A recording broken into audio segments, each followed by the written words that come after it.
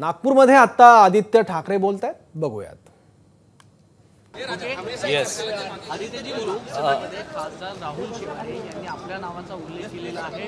सुशांत सिंग राजपूत प्रकरण असेल किंवा दिशा सालियन असेल, एयू याचा अर्थ आदित्य उद्धव ठाकरे असाच होतो असं बिहार पोलिसांनी सांगितलं. मी त्यांना एवढंच सांगेन, लव्ह यू मोर.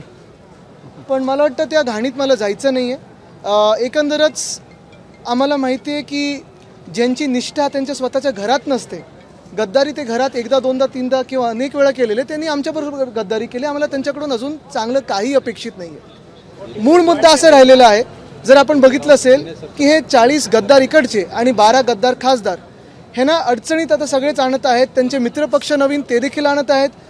आमच्याकडून पण काल जो महत्त्वाचा विषय इथे आलेला आहे, NITचा जो घोटाळा आहे, तो मुख्यमंत्र्यांना अडचणीत आणण्याचा आहे. आणि म्हणून मुख्यमंत्र्यांवरून लक्ष विचलित करायचं असेल, त्यांना वाचवण्याचा प्रयत्न असेल, दुसऱ्या बाजूला राज्यपालांना वाचवण्याचा प्रयत्न असेल, कारण राज्यपालांबद्दल देखील महाराष्ट्रामध्ये तुफान राग आहे, प्रत्येकाच्या मनात राग आहे.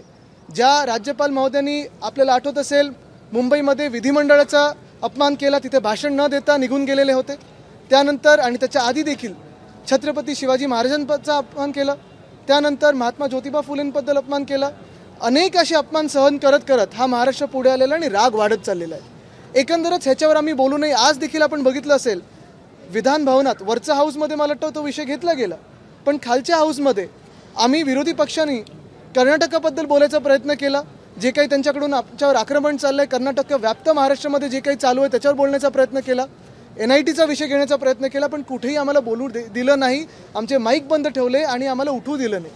महत्त्वाची गोष्ट हीच राहते की ह्या महाराष्ट्रात जे खरे प्रश्न आहेत ते बाजूला सोडून अशी घाणेरडी बदनामी करायची हे त्यांचा प्रयत्न असतो. पण मी त्याच्यात जाणार नाही, मला त्याच्यात जायचं नाही. कारण मूळ गोष्ट हीच आहे की ज्या मुख्यमंत्र्यांनी खरं तर आज राजीनामा दिला पाहिजे, ते त्याच्यात बघताय तुम्ही जिथे सही केले त्यांनी तो घोटाळा लोकांसमोर आलेला आहे, त्यांना वाचवण्यासाठी. आणि ज्या राज्यपालांनी महाराष्ट्र द्वेषी राज्यपालांनी आज ते मला वाटतं नागपूरमध्ये आहेत, त्यांना वाचवण्यासाठी हे सगळे प्रयत्न सुरू आहेत. आदित्यजी, लोकसभेमध्ये हा मुद्दा घेतला गेलेला आहे. केंद्रीय गृहमंत्र्यांकडे मागणी केली गेलेली आहे की या प्रकरणात 44 कॉल केले गेले. इथून पहिला प्रश्न आला. दुसरा प्रश्न, सुशांत सिंह यांच्या आत्महत्येआधी 44 कॉल केले गेले रिया चक्रवर्तीला, जे AU या नावाने होते. आता मला वाटतं ते त्यांच्या चौकशीत जे काय आलं असेल ते आलं असेल, पण महत्त्वाची गोष्ट हीच आहे, जसं मी सांगितलं की चौकशी पहिली हीच झाली पाहिजे की ह्या मुख्यमंत्र्यांनी घोटाळा केलाय की नाही. दुसरी चौकशी हीच झाली पाहिजे की ह्या राज्यपालांना वाचवलं का जात आहे, आणि ह्याच्यातून सगळे लक्ष विचलित करायला ते हे प्रयत्न करत आहेत.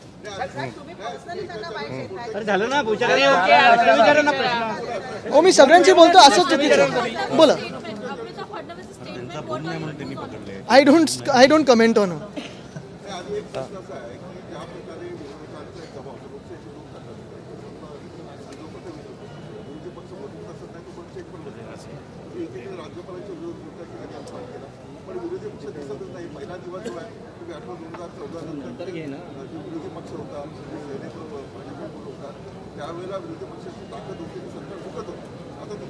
विलासजी, आपण मला एक सांगा, विरोधी पक्ष हा एक वेगळा विषय ठेवूया, पण राज्यपाल जे म्हणाले आहेत ते तुमच्या मनात राग नाही आलाय का?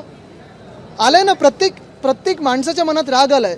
जर कुठचाही इकडचा माणूस, कुठचीही दुसरी व्यक्ती कुठच्याही राज्यात गेले आणि तिकडच्या महापुरुषांचा अपमान करायला लागली, आपल्या देशातल्या महापुरुषांचा अपमान करायला लागली, तर तिकडचा विरोधी पक्ष असेल, सामान्य नागरिक असेल, पण हे मुख्यमंत्र्यांच्या मनात राग नाही आहे, उपमुख्यमंत्र्यांच्या मनात राग नाही आहे, सरकारच्या मनात राग नाही आहे.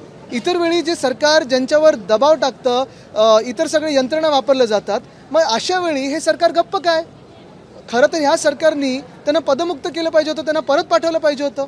सरकारच्या मनात काडी मात्र राग नाही का? आज पण बघा, आम्ही जेव्हा राज्यपालांबद्दल बोलायला लागलो, आमच्या विरोधात घोषणा दिल्या आणि आम्हाला गप्प करण्याचा प्रयत्न केला.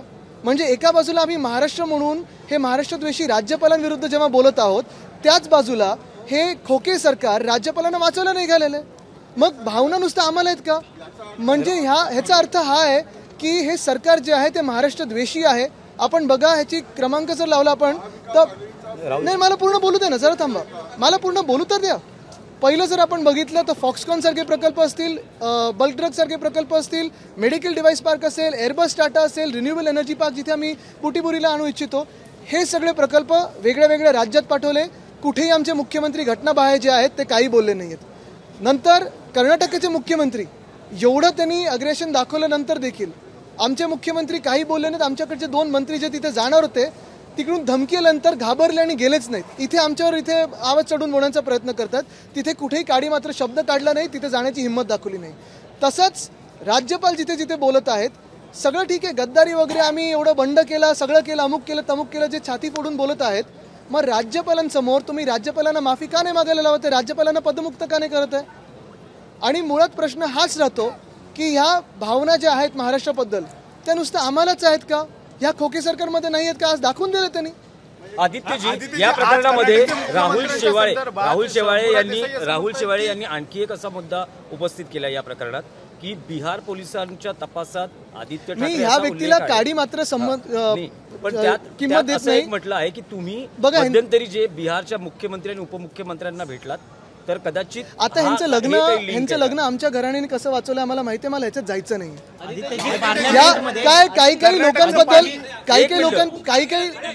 काही लोकांबद्दल त्यांच्या मला पर्सनल लाईफमध्ये जायचं नाही, कारण माझे संस्कार नाहीत कोणाबद्दल वाईट बोलावं किंवा कोणाच्या बद्दल काही असं वाईट पसरावं, म्हणून मी त्या घाणीत जाणार नाही. आदित्यजी, पार्लमेंटमध्ये हेतू आरोप केले जातात परंतु या संदर्भात कारवाई मात्र होताना कधी दिसत नाही. सातत्याने फक्त तुमचं नाव का घेतलं जातं? आता कसं आहे तुम्ही आता वर्ल्ड कप बघितलं असेल. वर्ल्ड कप मध्ये जो फुटबॉलर सगळ्यात चांगला खेळतो त्याला मार्किंग जास्तीत जास्त केलं जातं. मेसीवर किती लोक होते, एम्बापेवर किती लोक होते आणि बाकीच्यांवर किती लोक होते. तर ठीक आहे, आपण गोल मारत राहू. ते सेल्फ गोल मारतात, त्यांना सेल्फ गोल मारू द्या. पण राजकारणासाठी वापर होतो असं वाटतंय का आदित्यजी? या सगळ्या प्रकरणाचा राजकारणासाठी वापर होतो असं वाटतं? बिलकुल नाही. मी कुठेही यांच्यावर काही घाणेरडं बोलणार नाही. जे माझ्या सगळं माझ्या समोर आहे, मला त्यांच्यावर काही बोलायचं नाही.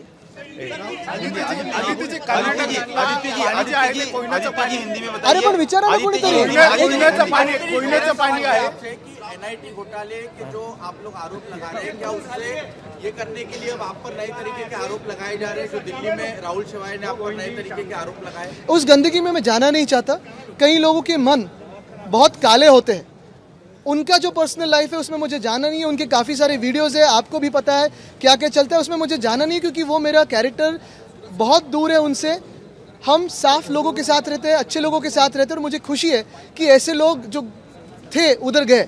अभी दूसरी चीज़ यही रहती है, सबसे अहम चीज़ यही है कि इस अधिवेशन में सबसे बड़ा मसला यही है कि जो एनआईटी का घोटाला हुआ है उसे हमने लोगों के सामने लाया है. मुख्यमंत्री महोदय ने इस्तीफा देना ज़रूरी है. एक तो ये मुख्यमंत्री जो है वो इलीगल मुख्यमंत्री है, उन्होंने इस्तीफा देना ज़रूरी है. दूसरा जो मुद्दा हमने उठाया है वो राज्यपाल महोदय का है. हर बार उन्होंने इस महाराष्ट्र का अपमान करते आए, वो फिर महाराष्ट्र के महापुरुषों का हो, महाराष्ट्र के विधिमंडल का हो, हर बार उन्होंने कुछ न कुछ गलत शब्द का इस्तेमाल किया है. और ये सोच समझ के किया है, जानबूझ के किया है.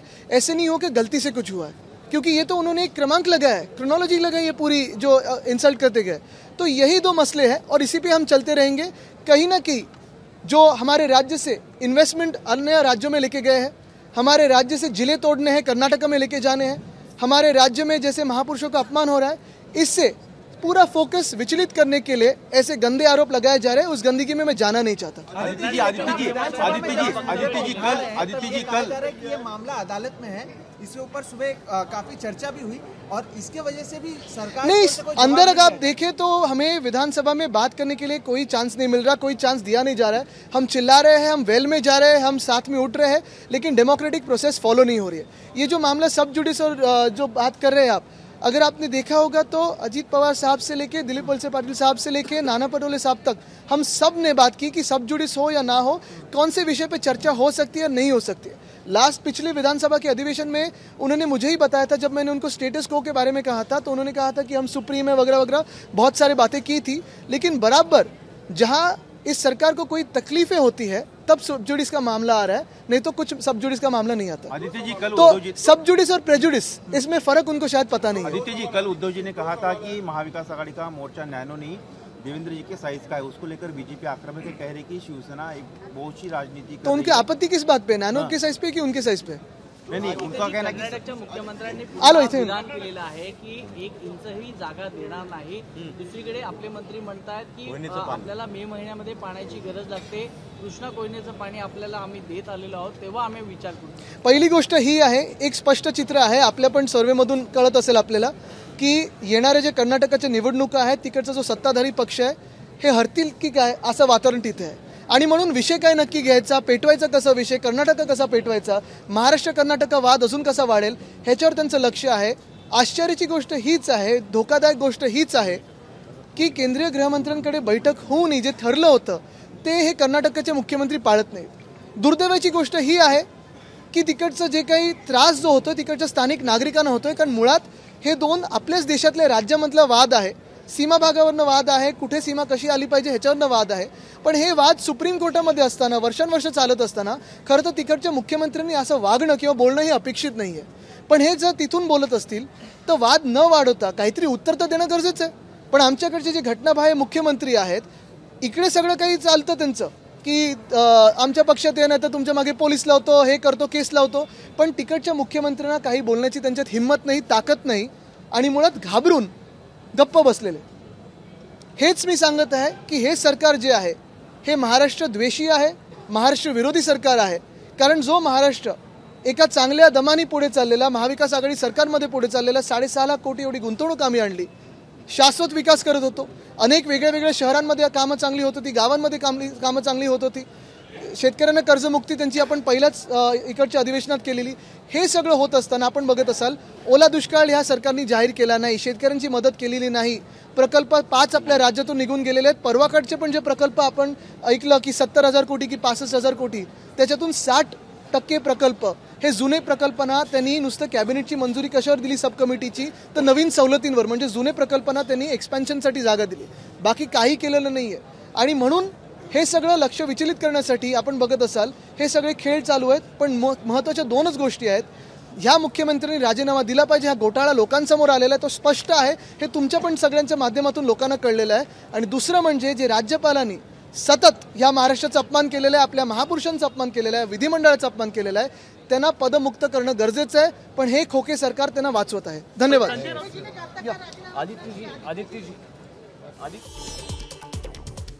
तर गद्दारी करणाऱ्यांकडून चांगलं काहीही अपेक्षित नाही, ज्यांची निष्ठा घरात नसते त्यांच्याकडून चांगलं अपेक्षित नाही, असा टोला आदित्य ठाकरे यांनी राहुल शेवाळे यांना लगावलाय. एबीपी माझा, उघडा डोळे बघा नीट.